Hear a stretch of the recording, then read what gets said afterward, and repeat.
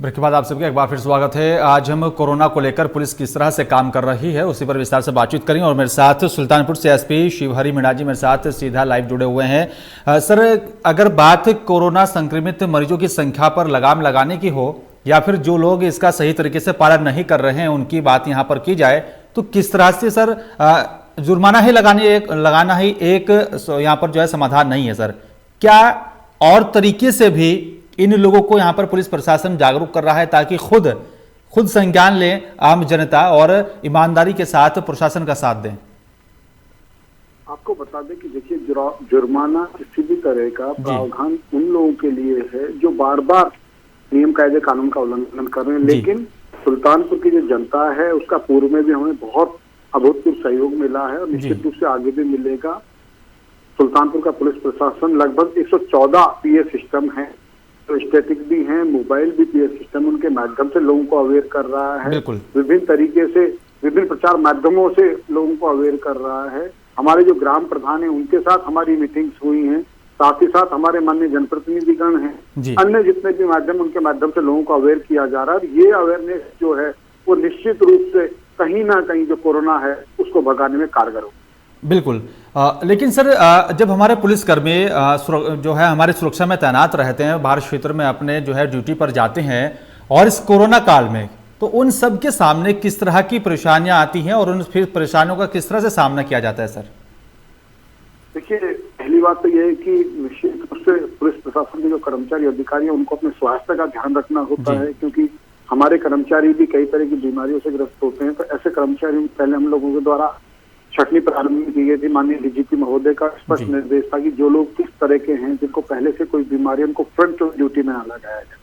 फिर उसके उपरांत उन कर्मचारियों की ब्रीफिंग डिब्रीफिंग की जाती है कि कोरोना से किस तरीके से बचाव किया जाए। जो हमारा प्रीलिम था उसमें हम लोगों ने इस चीज को इंश्योर किया था। साथ ही साथ जो कर्मचारी हैं उनको प्रॉपर डाइटिंग के साथ साथ उनको नींद इत्यादि मिले, उसको भी इंश्योर करना था। जैसे बीच में आप देखेंगे कि 112 की जो गाड़ियां थी उसमें 8-8 घंटे की हम लोगों ने ड्यूटी शिफ्ट कर दी थी, जो अभी कंटिन्यू चालू है। तो कोरोना को लेकर लोगों को, हमारे कर्मचारी अधिकारियों को अवेयर भी किया जा रहा है। साथ ही साथ उनका स्वास्थ्य परीक्षण भी निश्चित अंतराल पे किया जाता है। अगर थोड़ा भी लक्षण कहीं दिखता है कोरोना का टेस्ट भी तत्काल उनका करवाया जाए। बिल्कुल। सर, डॉक्टर्स की बात की जाए या फिर पुलिस कर्मियों की बात की जाए, क्योंकि एक योद्धा बनकर इस लड़ाई में वो हमारे सामने है और हमारी सुरक्षा में तैनात है।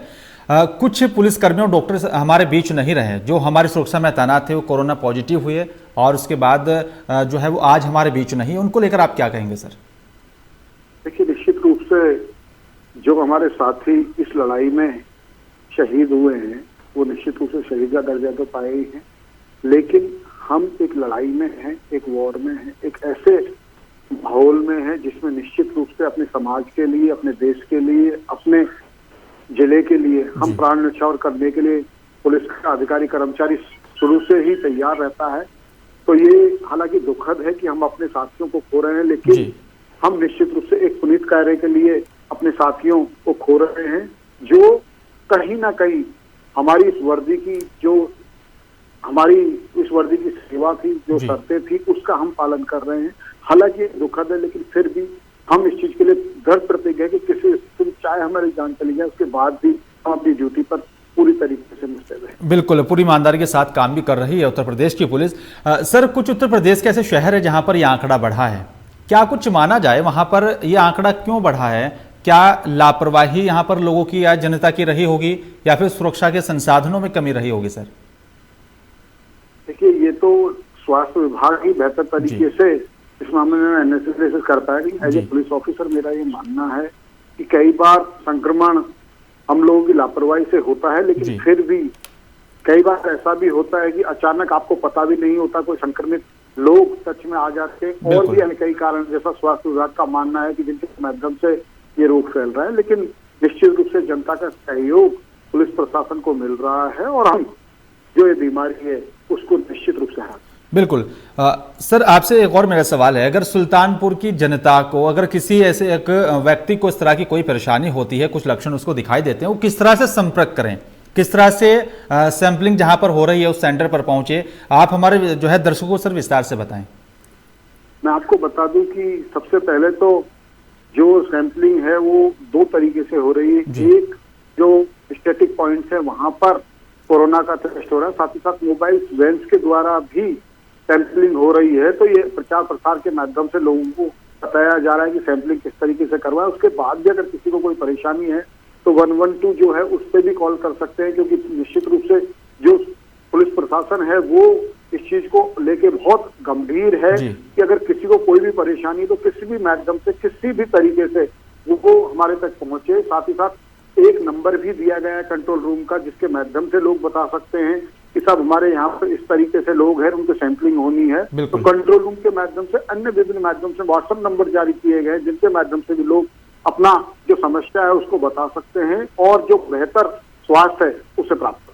बिल्कुल सर, एक और सवाल मेरा आपसे है, आखिरी मेरा सवाल, जिस तरह से लगातार हमारे उत्तर प्रदेश की पुलिस से क्राइम को बिल्कुल खत्म करने की कोशिश कर रही है, लगातार बदमाशों की धरपकड़ मुठभेड़ हो रही है, लगातार गिरफ्तारियां भी की जा रही हैं बदमाशों की यहाँ पर, और अच्छे तरीके से किस तरह से साफ सुथरा माहौल मिले जनता को, उसको लेकर भी सरकार की तरफ से या फिर प्रशासन और क्या कुछ अच्छा कदम उठा रहे हैं सर? आपको बता दें कि माननीय सीएम साहब के द्वारा मिशन शक्ति का जो अभियान है, जो कार्यक्रम है, वो 6 महीने के लिए चलाया गया है। ये एक बहुरंगी इंद्रधनुषी कार्यक्रम है, जिसमें एक और लोगों को अवेयर किया जा रहा है, लोगों को जागरूक किया जा रहा है, लोगों को बताया जा रहा है कि क्राइम से कैसे बचें। साथ ही साथ अगर कोई क्रिमिनल बार बार अपराध कर रहा है तो पैरवी करके उसको सजा करवाई जा रही है। इसके अतिरिक्त विभिन्न माध्यमों से जो अपराधी हैं उनके विरुद्ध कार्रवाई हो रही है।